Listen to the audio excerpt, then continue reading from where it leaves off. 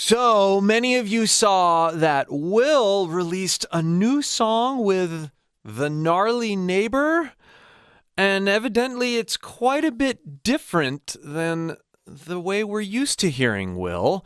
And I happen to have Will on the phone. What is going on? Will, why don't we have you on video? So I went snowboarding yesterday and I was at the mountain, and basically I look crazy right now because at the very last, when you go snowboarding, skiing, you have a really long day. You're like, I am freaking tired. Like, I don't want to be, let's do one last, loop around the sun. And we get to the top of the mountain and we're like, all right, let's start going down. And we are going down. It is not even like a fast anything. Like, it is slow. You're supposed to maintain speed so you can make it through the whole thing. Okay. And this dude, skier, classic skiers, boom, I said it. There it is. This is from Snowboarder. Sorry, everybody, if you're a skier, but I got to say this. This guy decided to hit like the littlest jump. It wasn't even a jump. Again, everybody's going 5 miles an hour, and this guy really decides to hit this jump like as hard as he can. And by doing it, like instinctually,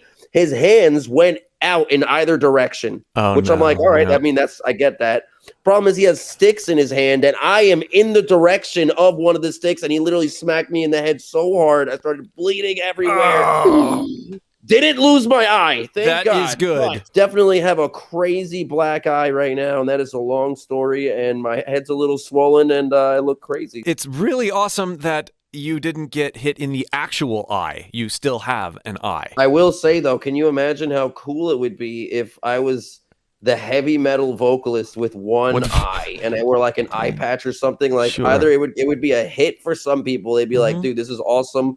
This is the hardest thing ever. Or you're going to get people like, this is pirate core. I don't know. But name another vocalist with one eye that owns it. I'll wait in the metal world. What got you into this collaboration? I basically just wanted to experiment a little bit. I wanted to, people always look at me as like, he's going to be the deathcore vocalist. He's going to do the raw-rahs and this and that. Yeah. But I think it's cool to be able to experiment with something a little bit more emotional. And I happen to like EDM. I found some really cool, weird limbo genre of like chill step at one point that I heard like on YouTube deep in the web. Like, it was so random it came up, and I was like, this would be cool if it had some screaming vocals on it. And I hit up one of my friend Bert. His name is Bert. He goes by the gnarly neighbor. He's the best. Love that guy. And he was basically like, yo, dude, he's like, I can write stuff like this. And then I was like, oh shit, like, let's go 100%. Let's collaborate. We made this song.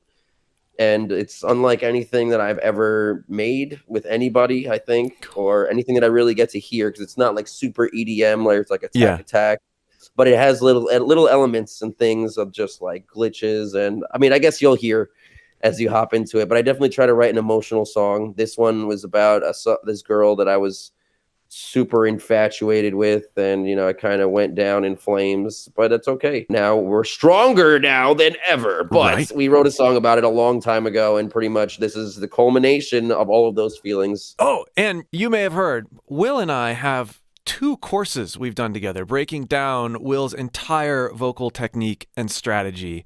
I've left links to both of those courses. One is a free warm-ups course, and the other is a big, full-blown journey with Will, myself, and Elizabeth from The Charismatic Voice. So check out those links in the description and the pinned comment.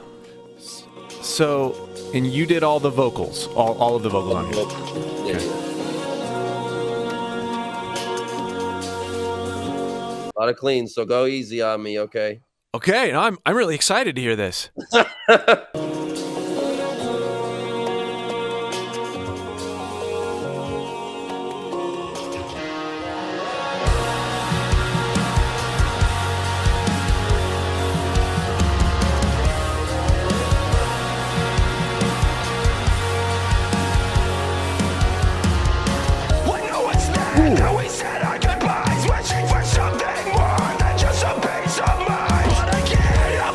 Without a sip of the strength.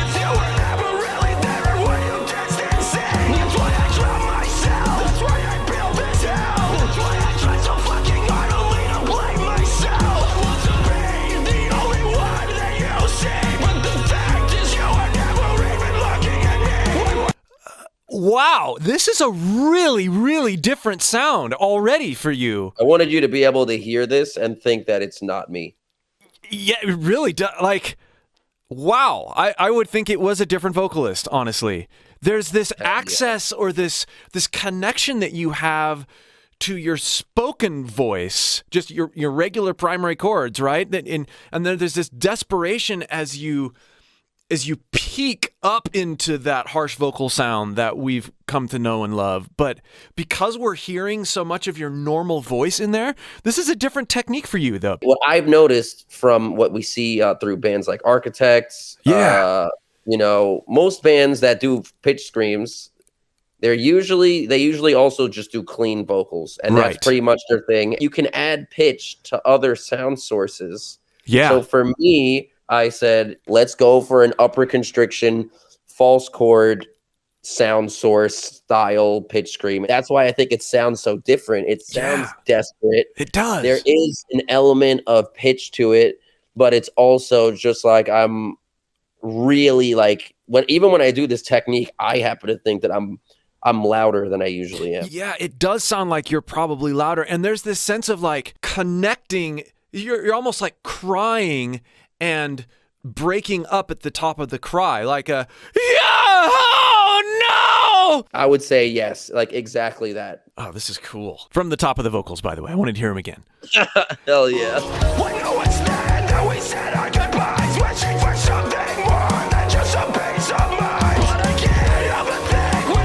You know what it reminds me of? You remind me here a little bit of John Mess, Dance Gavin Dance. Oh, hell yeah. I used to listen to Dance Gavin Dance so much growing up.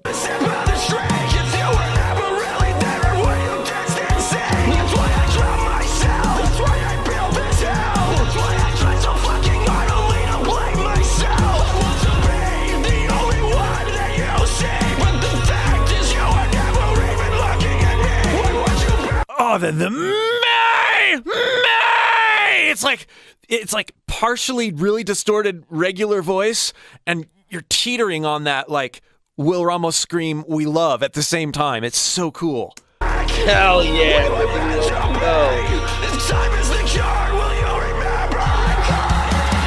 And then you get into like a true false chord thing there where you remove your primary chords entirely. That's awesome. I want to hear that again.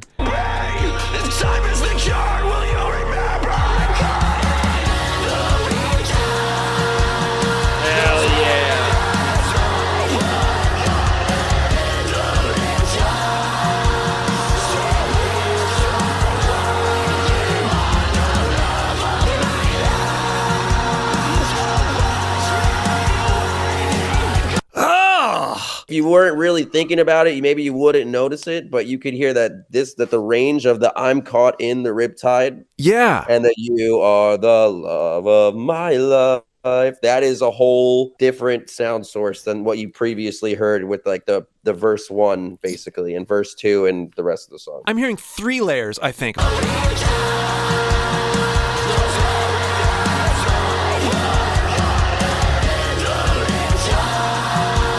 What I'm doing in this part, we got the call and response, and just like you're saying, like the classic Will Ramos fucking response. But what's going on in the call is one of them is cleans, but it's not on a high note. It's like the riptide. It's because if I try going any higher than that, it's gonna sound like absolute caca poo poo. Okay. For my vocal range. So we didn't do that. We stayed low. Instead, we used the actual pitch scream to bring the pitch up so that it sounds like it's higher than it actually is. So I try to think about like the pitch scream as being the main scream that you're hearing. And then the cleans are kind of just like a little bit of a reinforcement just to like make it a little bit thicker. The riptide! The riptide! Do it again.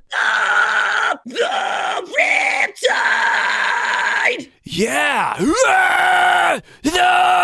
Okay, that makes sense. An upper constriction with the voice behind it. That sounds so cool. And then do the response. Don't tell me that it's over. Don't tell me that it's over! That it's over! on. So that sounds like a lower constriction. It is a lower constriction. Okay, so that's where you get that. And then you have the clean sung sound in the back of it. Pretty much. That is so cool. I love how they're layered. All layers together really well. It sounds fucking... With that breakdown from Will himself, let's listen to the chorus again.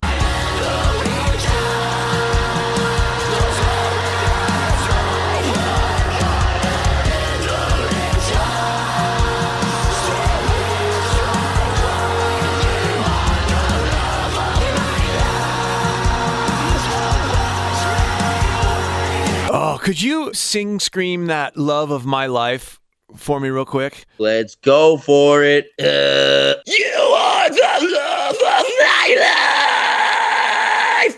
Of my life! Yeah, there's like some pitches that are implied by the way you're shaping the scream, the filter. That is so cool. I've done a lot of thinking about it as this course has gone on. How can you add a pitch to a sound? Screaming can just be like a static sound and then just add the pitch using filters, right? As opposed to going crazy, trying to do this, and that. I think if you just position your mouth perfectly, you can get a different pitch of the same scream. Then you can add a pitch to any scream, and that's what I try to do here.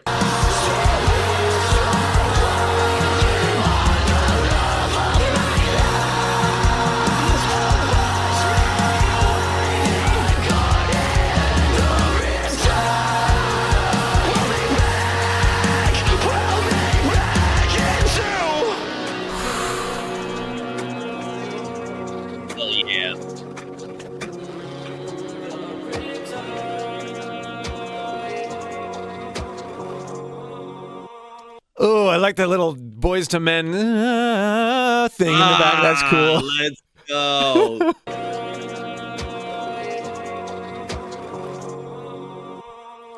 Is it just me? It feels like every night I get these vivid dreams that keep playing in my mind. When you watch as I struggle just to stay afloat while I'm drowning, so I can help you go. Still I ask myself, how can I change myself? Because you're giving me the shelter and it feels like hell. You're telling me it's worth it just to swim in the sea. With the weight of the world crashing down on me, I'm gonna sink. What's so cool about the texture is I hear you going back and forth between an upper constricted sound and a slightly lower constricted sound. And I think some of that is the filter, right? Some of that's your mouth shape, but some of it is where you're engaging in the throat, right? Am I hearing that right? Maybe not necessarily like line by line changing it up, but changing it like word by word. Like that's why like certain words that sound slightly different than other words in the same line, kind of changing the sound source a little bit, but keep, still pitching it. I ask myself, how can I change myself? Because you're giving me the shelter and it feels like hell. You're telling me it's worth it just to swim in the sea. With the weight of the world crashing down on me, I'm gonna sink. And you won't be there to hear the click when I hit the fucking bottom. I'm caught in the That is such a cool transition between those different textures. I think you can literally hear it perfectly in that part. A false chord pitch scream into a fry pitch scream. Right. Oh, let's listen again. And you won't be there to hear the click when I hit the fucking bottom. I'm caught in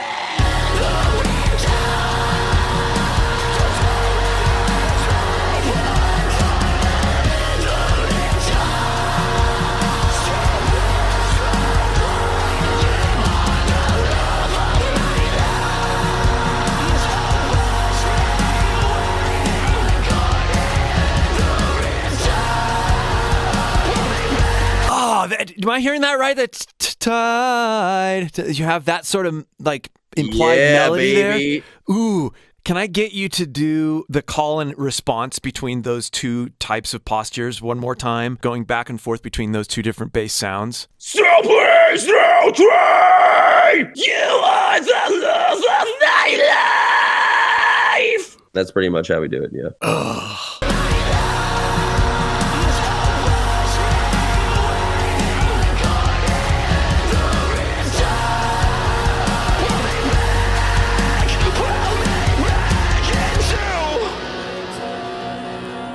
I love how you go back into your normal voice there, that desperate sound. It's Sue! Oh! That sort of sound. Absolutely. Oh.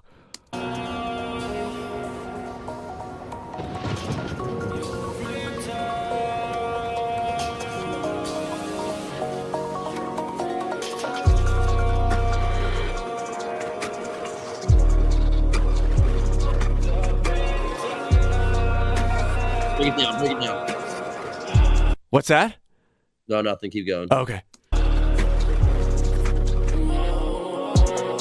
So please don't shut me out. No, everything is a guess, and you can bet on me. So please don't wear me out now, because you're wearing me out now. 'Cause you're wearing me out now. I really like the sound of those cleans, man. I mean, I know they're ratcheted down with a lot of pitch correction, but that's the vibe. Like you're not being EDM. Yeah, you're not trying to hide it, and it fits perfectly with it. It sounds so good. Thank you. Because you're wearing me out now. 'Cause you're wearing me out now. 'Cause you're wearing me out now. I'm caught in the riptide.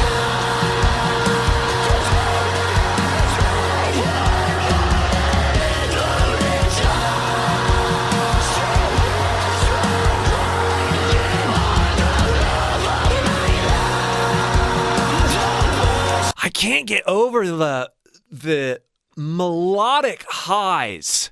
Like it cuts so well, and it's so melodic. Thank you. Thank you. It has such a higher frequency where it does cut through sound, so you don't need to push it as crazy. Because Sure. it's such a higher frequency that if you hear it with other things, it's totally fine. Like for instance, I do things in Lorna all the time. I do certain lows, or even other bands, other people will do certain lows, and the frequency will be so muddy and low, and the guitars and the bass already sound muddy and low, where it blends in so well that you almost honestly sometimes can't even hear the low. You're like, there's nothing happening right now. It's just straight guitar. Meanwhile, it's not. You know what I mean? It's one of those cutting sounds that you hear it.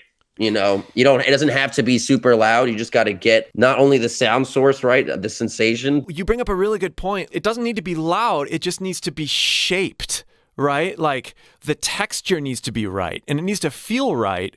But we don't need to go for raw power with this kind of scream. It's more about how it's shaped and what kind of texture you're creating. Thank you. That's exactly how I feel too.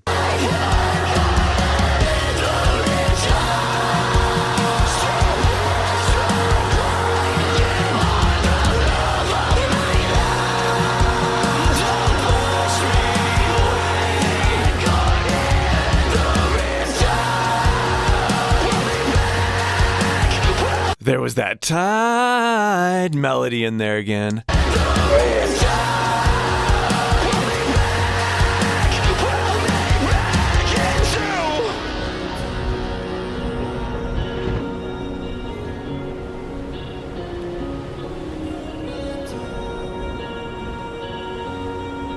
Some cool head voice back there. The Riptide. That's hell yeah. That's something I haven't heard from you. No, I don't really do those a lot because I don't feel confident with them. But you learn a little bit more about your voice every time you practice doing something that you have no idea what the hell you're doing. And singing is one of those for me. You're learning as you're making this song. That's a huge thing for people, right? Like, oh, I'm not good enough to do that. Well, you're not good enough either, but you did it. You still did it, and you become good enough while you're doing it. Every beginner should get a studio setup. It's not even like oh my God, it needs to be something that you will never, ever have to upgrade. My first studio setup, I built the computer. And I'm going to tell you, if I could build a computer when I'm like 15 years old, like anybody on this planet can build a computer. Even if it takes like a day of troubleshooting, you'll be so much happier when it's done. And it's a lot cheaper. So I'm going to give you the rundown. I built a computer for about $1,100 in high school. I asked for some parts for Christmas, whatever. But I built the dang thing. And it's a piece of crap. It was really bad, but it could run Reaper. And it could, which is, by the way, like the least taxing DAW ever, and also free and the best as far as I'm concerned. I still use Reaper to this day, so I don't care what anybody says. You did all this in Reaper? All in Reaper. And I had, as you know, the one time that we came into the studio and we ended up using Joey Sturgis gain reduction. Yeah. Like that was $50 plugin, boom. And the more that I just had fun putting out covers that nobody listened to at the time, the more I learned about how vocals are made, you know, how I make them, how other people make them. And then it wasn't actually until, you know, you and I and Elizabeth and we all sat down that I really started to think about everything more on a more technical, dynamic level. Like, you know, there's always a instinctual level, but then there's like a practical level. And I think that, you know, especially doing that course, and I can now even talk about what I'm doing in this song that you and I were just able to listen to. Yeah. So that's fucking awesome. And I think everybody that is beginning with vocals or anything should, you know, get on it. No excuses. That is my TED Talk, Will Ramos. What the hell is up?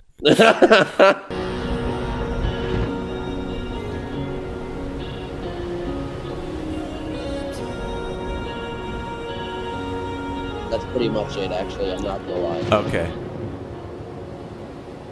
Couple ocean sounds. Come on. Gotta watch the whole thing, though. Hey, go, go, go. Okay. I respect the need to finish it because that's just how you got to do it. Right. I'm just like, all right, fuck it. There's no more vocals, but we got some cool things. We got waves and ocean. So let's try and appreciate little things. I appreciate you for, you know, sticking through that. Let's go. Oh man, I really enjoyed this. I'm gonna go listen to it a few more times. The differences in textures, I feel like you can really hear the different characters in your voice coming out in this mix and in this style. There's certainly a more vulnerable side to you vocally that I hadn't heard yet. That's really, really cool to hear. And even the techniques that you and I went over so much in the course, hearing them in this light and in this more melodic way is super inspiring for me. Good, man. I'm glad you enjoyed it.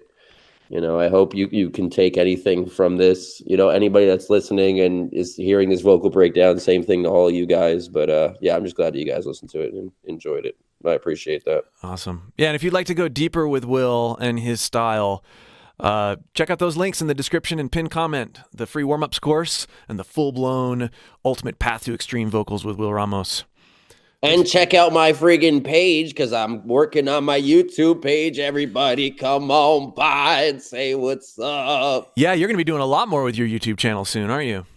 A lot more. So, you know, you don't know what you're missing. You might as well just hop in there. Just saying.